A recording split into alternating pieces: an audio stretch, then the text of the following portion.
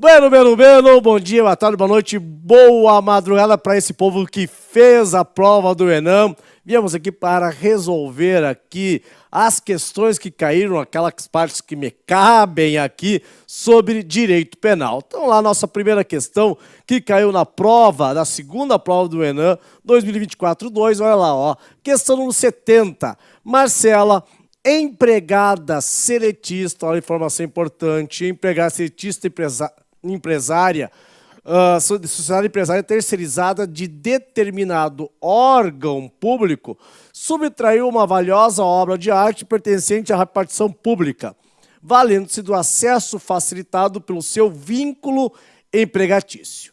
Entretanto, após a subtração da peça que pretendia revender, percebeu que seria descoberta, pois havia câmeras de segurança que registraram toda a ação. Vejam, após a subtração da peça, também tem uma informação importante.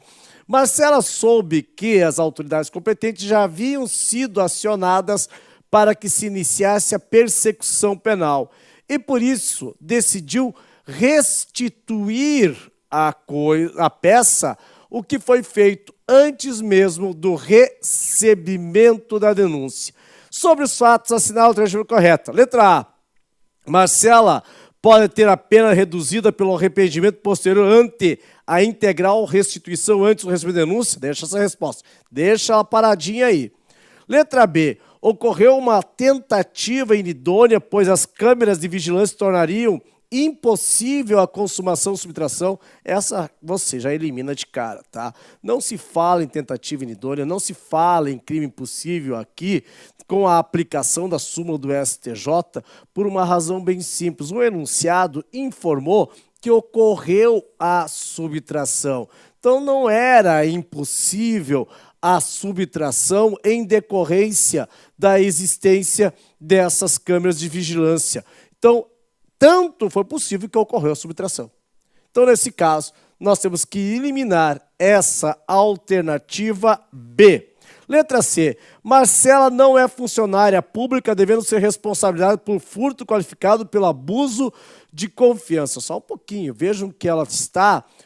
Ela tem um vínculo empregatício com uma sociedade empresária terceirizada de determinado órgão público. Então, teoricamente, é uma empresa privada que celebrou um contrato com a administração pública. Aí você vai aplicar o artigo 327, parágrafo 1º do Código Penal, equipara-se a funcionário público, certo? Além disso, também não se fala que teria de abuso de confiança. Não há informação no enunciado que possa dizer que ela tinha um vínculo de confiança para caracterizar o furto qualificado pelo abuso de confiança. Então, nessas duas situações, razão pela qual está errada essa letra C. Letra D. Marcela pode ser beneficiada pela exclusão de tipicidade do arrependimento eficaz, afastando-se a sua responsabilidade penal pelo fato. Não. Primeiro porque o arrependimento eficaz ele tem que ocorrer antes de consumar o delito, antes da consumação do delito. O que não ocorreu, porque o crime já estava consumado. E mais, nós não falamos no arrependimento eficaz, não é uma causa de exclusão da tipicidade. Responderia pelos atos anteriores, teoricamente, certo? Então, nesse caso aqui, não seria a correta a letra D. Letra E. A extinção da punibilidade do delito de peculato pela restituição integral da coisa antes da sentença. Não, essa extinção da punibilidade só se fosse peculato culposo, artigo 312, parágrafo 3º do Código Penal. Se nós considerarmos que a nossa querida Marcela é funcionária pública para fins penais, ela teria praticado o crime de peculato doloso, certo? Ainda que nós falássemos de furto, nós ainda teríamos a hipótese da incidência da letra A como resposta correta, porque se trata de um crime praticado sem violência ou grave ameaça, sem violência ou grave ameaça, aí nós estamos diante do artigo 16, cometido sem violência ou grave ameaça, a pessoa, ela reparou o dano até o recebimento de denúncia, então a pena ela seria reduzida de 1 a 2 terços. Por isso que a resposta, nesse caso, é a letra A. Vejo que a alternativa, o enunciado não informa de forma absolutamente objetiva, direta, se aquela empresa terceirizada é para a atividade típica do Estado ou da administração, não, para exercer a atividade típica da administração ou não. De todo modo, a alternativa A, mesmo sendo peculato doloso ou crime de furto, como é um crime praticado sem violência ou ameaça, e ocorreu a restituição da coisa antes do receber denúncia, a letra A é a resposta. Beleza? Certo? Questão 70, letra A. Pois bem, questão 74, ENAM 2024-2. Acerca dos crimes contra a administração pública, assinale a alternativa correta. Letra A.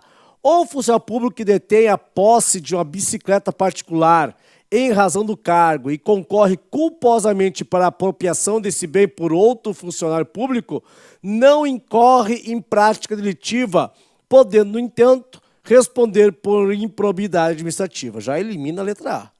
A letra A você elimina por quê?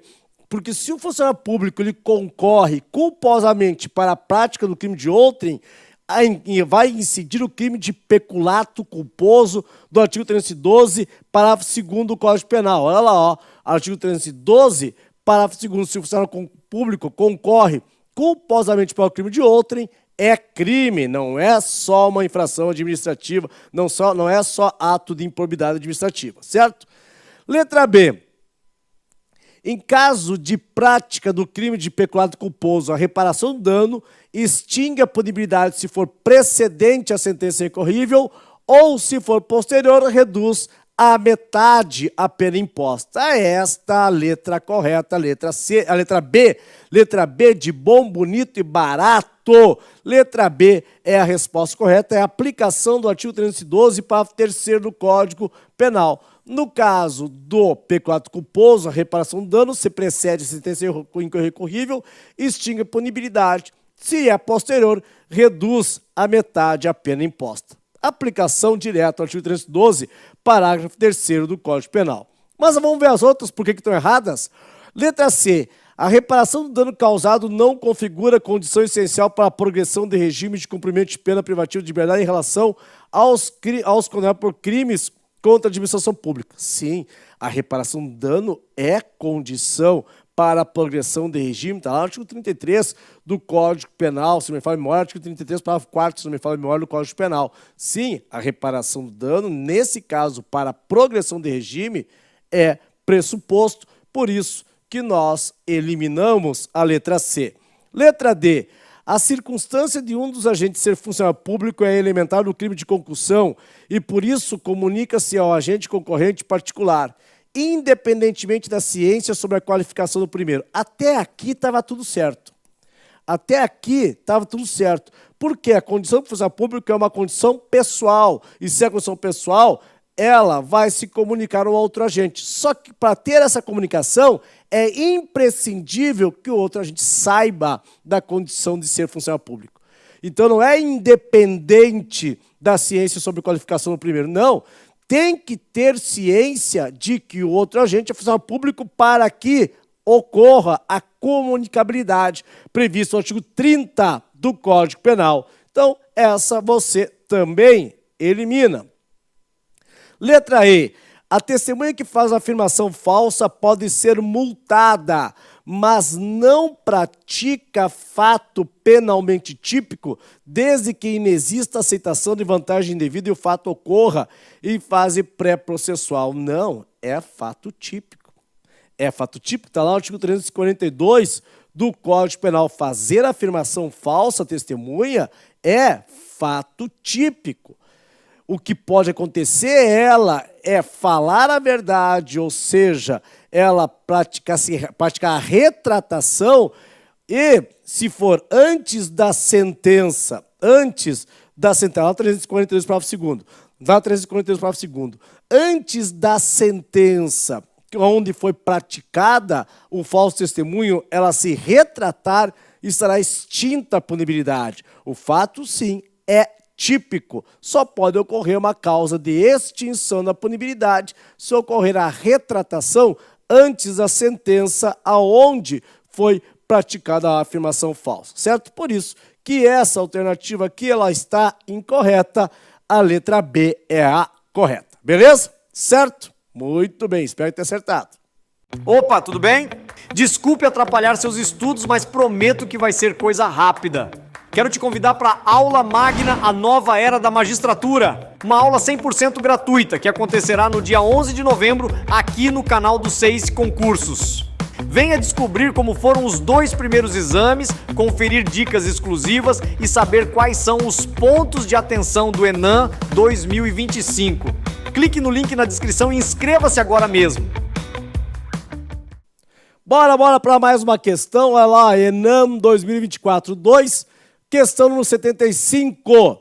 Jerônimo, porteiro de edifício residencial, ao perceber que uma entregadora estava totalmente vestida de branco e usando guias de candomblé, diz a ela, no intuito de ofendê-la, no intuito de ofender que ela é uma macumbeira endemoniada. Em seguida, Jerônimo fala para a entregadora que, em razão da sua religião, ela não poderá usar a entrada e o elevador sociais, devendo utilizar a entrada e o elevador de serviços para fazer a entrega ao morador que a solicitar. Diante do caso narrado, Jerônimo deverá responder por...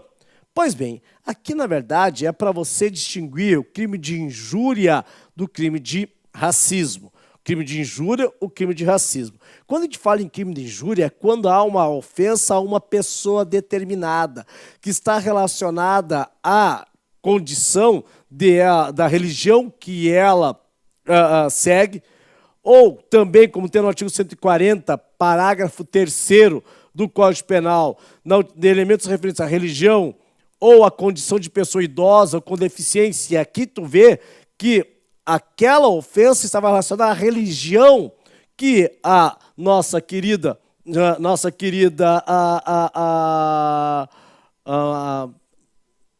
tem o nome da menina aqui, só falo do Jerônimo, né? Que é uma entregadora, que a nossa querida entregadora, ela era adepta a uma religião e ele chamou ela de macumbeira endemoniada. Pronto. Nesse caso aqui, como a ofensa foi a uma pessoa determinada, uma pessoa direcionada, é injúria. E vejo que nesse caso é injúria qualificada por preconceito. Lá do artigo 140, parágrafo 3º, pena de 1 a 3 anos e multa. Beleza? Certo? Tranquilo? Veja, então aqui você já elimina a letra A, já elimina a letra B e agora você já elimina a letra D. Só que tem mais um crime aqui. Tem o crime de racismo. Por quê? Porque num segundo momento, ele, por uma conduta racista, ele diz que só vai poder entrar pela porta, utilizar a entrada do elevador de serviços. Vejam que nesse caso ali, qualquer pessoa adepta àquela religião, não só a entregadora, mas qualquer outra pessoa adepta àquela religião, não poderia entrar pelo elevador social ou pela entrada, e sim pela entrada e o elevador de serviços. Percebeu? Então vejo que aqui há uma generalização. Essa é a diferença do crime de injúria, para o crime de racismo. Na injúria, a ofensa ela é determinada para alcança uma determinada pessoa. No racismo é generalizado. É para qualquer integrante, membro, adepto a uma raça, uma religião, uma cor, etnia ou com procedência nacional. Então vejo que aqui é a aplicação do artigo 20 da Lei 77, 16 e 89. Da Lei 77, 16 de 89. Porque aqui vai alcançar uma generalidade.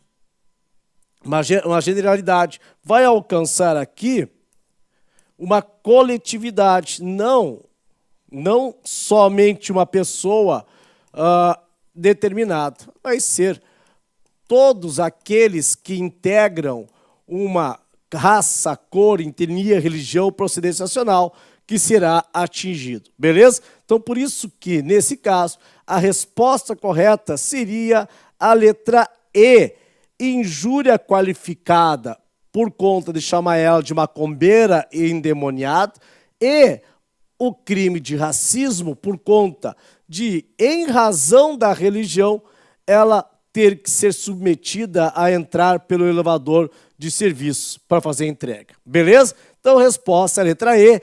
E de eu vou passar. E de eu quero a aprovação.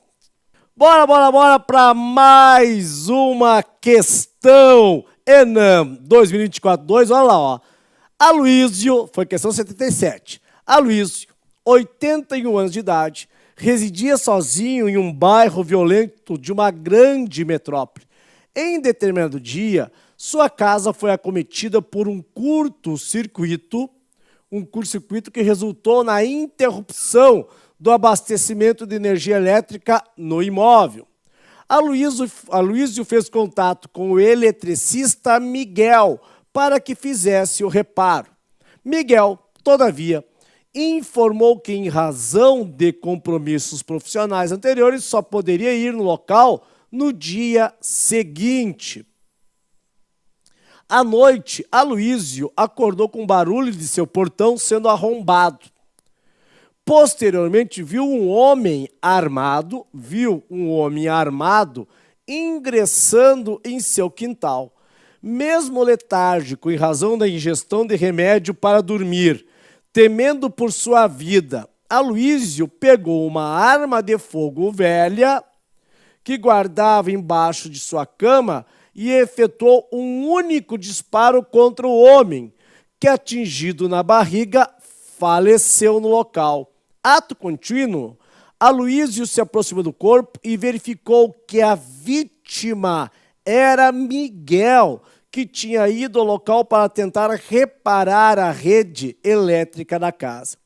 Diante do exposto, assinale a opção que indica o correto enquadramento da conduta de Aloísio. Letra A, exclusão de ilicitude em razão da legítima defesa. Letra B, isenção da pena em razão da legítima defesa putativa. Letra C, exclusão de tipicidade em razão de atos reflexos. Letra D, inimputabilidade em razão do estado de sonolência. Letra E, homicídio doloso. Bom, vejam que nós estamos diante da aplicação da discriminante putativa, que tem previsão no artigo 20, parágrafo 1º do Código Penal. Vejo que, nesse caso aqui, nós estamos diante de um erro de tipo permissivo. O sujeito ele erra quanto à existência ou quanto aos elementos constitutivos do tipo que define uma excludente de ilicitude. Então, vejo que, nesse caso aqui, o nosso querido Aloísio, ele errou quanto ao elemento constitutivo do tipo que define a legítima defesa. Errou quanto ao elemento injusta agressão. Supôs estar diante de uma injusta agressão inexistente, imaginária. Vejo que não havia a injusta agressão. Ela era imaginária. Perceberam? Então você já exclui a letra A, porque só vai ser uma causa de ilicitude por conta da legítima defesa se a agressão injusta for real, se ela existisse. Se não existe, então nós estamos diante de uma legítima defesa putativa. E nesse caso, com base no artigo 20, parágrafo 1º do Código Penal, o sujeito será isento de pena, por ser um erro de tipo e por todas as circunstâncias, todos os elementos que constam no enunciado.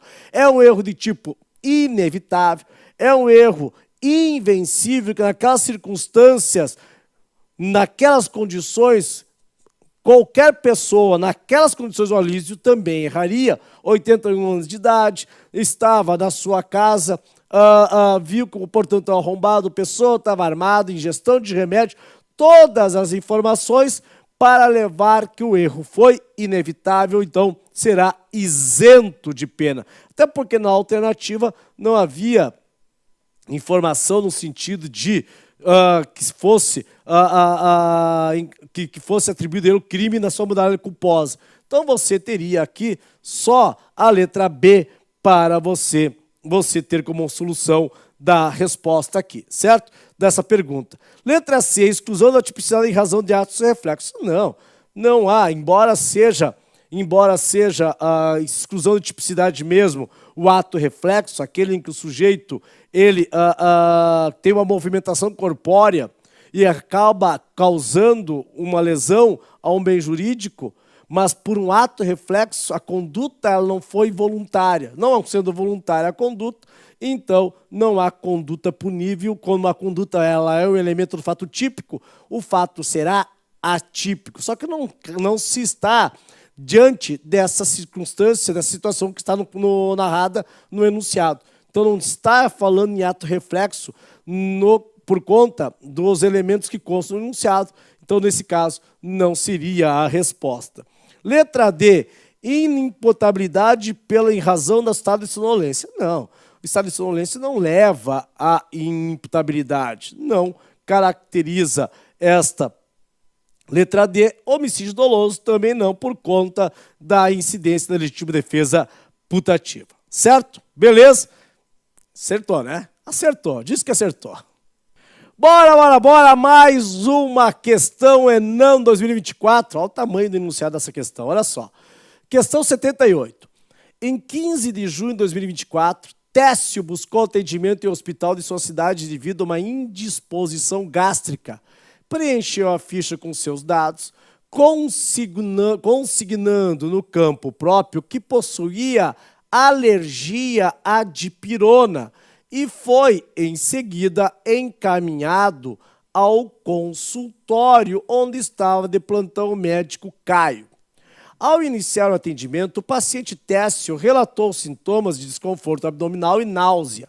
O médico Caio, após exame clínico, acabou se esquecendo negligentemente de ler na ficha de atendimento do paciente o campo de suas declaradas alergias medicamentosas e o encaminhou para a enfermaria, com prescrição de aplicação de uma ampola de Buscopan, composto de butilbrometo de escopolamina e de dipirona sódica monoidratada. Ou seja, tu já sabe o que é o dipirona, né? Precisava. Já sabe o que é Buscopan, já sabe o que é o composto do Buscopan, certo? Chegando ao setor próprio para receber o prescrito medicamento, Técio foi recebido pelo enfermeiro Guilherme. Guilherme, que, de pronto, não só o reconheceu como um vizinho por ele malquisto, como também constatou a notória inobservância do cuidado objetivo do médico Caio, já que em sua prescrição de medicamento havia um dos potenciais alérgenos declarados pelo paciente em sua ficha de dipirona. Cara, quem fez essa questão só pode ser médico, impossível, né? Ou pesquisou. Certo é que, mesmo percebendo o responsável equívoco do médico, olha só quantas informações da conduta culposa dele, Guilherme, desejando fortemente a morte do paciente, Técio aplicou-lhe o medicamento, gerando rápidas consequências em seu organismo, com grave choque anafilático e parada cardíaca que por muito pouco não custaram a vida do paciente. Técio só foi salvo por força de rápida e eficaz ação de outra equipe de plantonistas que se encontrava no nosocômio, vindo a vítima a sobreviver. Consta que todos os fatos foram devidamente comprovados, inclusive os aspectos subjetivos normativos dos comportamentos dos envolvidos. atuação culposa, meu Deus, de Caio e dolosa de Guilherme, e que o remédio prescrito seria teoricamente adequado em qualidade e quantidade ao quadro de saúde de Técio, não fosse só declarar alergia a uma das substâncias, assinale a alternativa correta. Letra A. Caio e Guilherme responderão por crime de homicídio doloso da modalidade tentada, não havendo que se falar em concurso de pessoas. Porra, quem marcou essa, meu? Pediu pra errar, né? Porra, cara, eles falaram 10 vezes, não precisa nem ter botado no final. Mas todo o enunciado foi relacionado, indicado para a conduta culposa do médico. E como não bastasse, ainda no final falava em atuação culposa de Caio. Como é que eu vou atribuir homicídio doloso para ele, o tentado? De jeito nenhum, né? Então, letra A, esquece. Letra B, Caio e Guilherme responderam por crime de lesão corporal dolosa grave pelo perigo de vida em concurso de pessoas. Velho, não tem. Não é conduta dolosa. E também não se fala concurso de pessoas porque não há o liame subjetivo. Um atuou de forma culposa, o outro de forma dolosa. Para que nós possamos falar em concurso de pessoas, um dos requisitos, um dos pressupostos é o liame subjetivo. Percebeu? Ou o liame normativo, os dois agirem com culpa, ou os dois agirem com dolo. Agora, se um agiu com dolo e o outro agiu com culpa, não tem concurso de pessoas. Esqueça concurso de pessoas, tá? Letra C. Caio responderá por crime de lesão corporal dolosa pelo perigo de vida, enquanto Guilherme estará sujeito apenas de homicídio doloso da modalidade tentada, não havendo que se falar em concurso de gente. Gente, de novo, tira o doloso do Caio. Ele não agiu com dolo. Tira o doloso do Caio. Letra D. Caio responderá por lesão corporal culposa grave, qualificado pelo perigo de vida, e Guilherme por crime de homicídio doloso da modalidade tentada, não havendo que se falar em concurso de pessoas. Gente, não existe lesão corporal culposa grave. Pelo perigo de vida é só lesão corporal dolosa qualificada pelo perigo de vida. Não existe modalidade qualificada para lesão corporal culposa. Percebeu? Então elimina a letra D. Então só resta, até mesmo por eliminação, a letra E.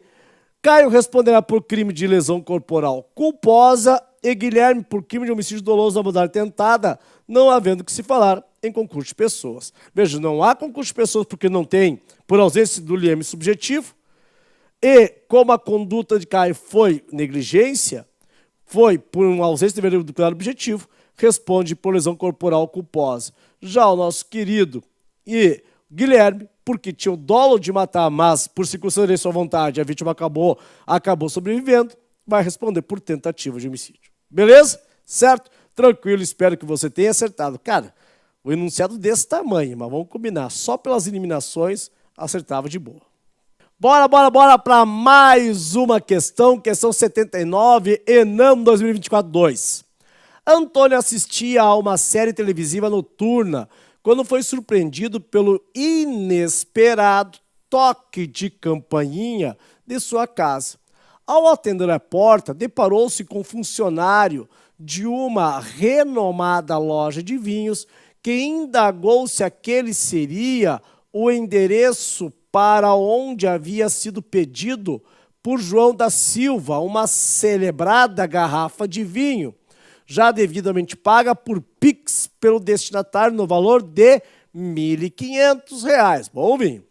Percebendo o erro, mas dominado pela vontade de degustar a bebida, Antônio confirmou falsamente ser ele o autor da encomenda. Aqui que está a grande informação do enunciado. Dando ainda como correto o endereço, o que fez com que a garrafa fosse em seguida a ele voluntariamente entregue, sendo consumida por Antônio antes do engano ser percebido pela loja, vendedor do produto e por seu funcionário. Sobre a hipótese narrada, assinala a afirmativa correta. Letra A. Antônio responderá por furto qualificado pela fraude. Gente, só um pouquinho. Ele não empregou a fraude para subtrair. Não. Vejam que o objeto foi entregue a ele. ele não desviou a atenção da vítima para subtrair o objeto. Então não se fala em furto qualificado pela fraude. Pode esquecer a letra A. Letra B deixa assim, tá? Letra C, Antônio responderá por crime de apropriação indébita simples. Como assim? Ele não tinha posse do bem. Ele não tinha a posse ou detenção do bem e depois passou a se comportar como se fosse dono. Não, o bem chegou ao seu encontro. O bem foi-lhe entregue. Ele não tinha posse e depois passou a se comportar como se fosse o dono do objeto. O dolo não foi subsequente à posse. O dolo dele foi durante a entrega do objeto. Percebeu? Então, esquece a letra C também. Letra D, Antônio responderá pelo crime de apropriação indébita de coisa alheia à vida por erro. Deixa lá. Letra D, Antônio responderá por furto qualificado pela destreza. Esquece furto, não teve subtração nesse caso, tá? E aí nós ficamos entre estelionato e apropriação indébita de coisa alheia à vida por erro. Vejam, o crime de apropriação indébita de coisa alheia à vida por erro está lá no artigo 169 do Código Penal. Apropriar-se de alguém de coisa que a coisa alheia vinda ao seu poder por erro, caso fortuito ou força da natureza. E aí, para nós distinguirmos do crime de estelionato, obter para si ou para outro vantagem indevida em prejuízo alheio, induzindo ou mantendo alguém em erro, mediante artifício, ardil ou qualquer outro meio fraudulento. Então, tu percebe que, nesse caso, o enunciado deixou claro que o agente, o nosso querido Antônio, manteve em erro o nosso querido entregador lá. Esse integrador, ele manteve em erro aquele integrador. Então, velho, se ele manteve em erro o entregador para ele ficar com vinho, o crime ele é de estelionato. Letra B, B de bom, bonito e barato. Quando a gente fala em crime de apropriação indébita de coisa alheia à vida por erro, neste caso aqui, o agente não tem que empregar qualquer artifício para se apropriar do bem.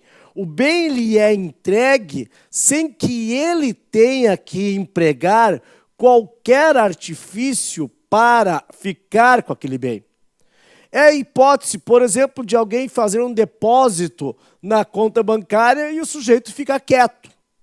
Veja, o depósito não era para ele. Não deveria ser em seu favor. E ele ficou quieto. Ou, se o valor que ele deveria receber era de 1.500, só que foi depositado 15 mil. E ele ficou quieto. Se apropriou de coisa que lhe foi entregue por erro, mas não aplicou nenhum artifício para obter aquele objeto. Percebeu? Então essa é a diferença do estelionato. O estelionato, o sujeito ele aplica um artifício, uma fraude, para manter a vítima em erro. No crime de apropriação, apropriação à vida por coisa, a apropriação indébita de coisa alheia à vida por erro, nesse caso, a coisa chega ao alcance do agente sem que ele faça absolutamente nada. Ele só silencia. Percebeu? Recebeu um valor na sua conta e ficou quieto. Percebendo o erro, ele ficou quieto. Ao invés de alertar que foi feito um depósito equivocadamente, ele se apropriou daquele dinheiro, daquele bem. Isso seria o crime do artigo 169 do Código Penal. Como ele manteve a vítima em erro no enunciado, então é crime de estelionato. Beleza? Certo? Tranquilo? Espero que vocês tenham ido muito bem na prova do ENAM. A prova ela foi boa, foi justa, dava para aquele que estudou, dava para ir bem na prova tranquilamente. Não foi fácil. Não foi fácil. Não foi mamão com açúcar, não. Foi bem complicadinha, mas deu para você se situar no conteúdo e detonar. Espero que você tenha ido bem.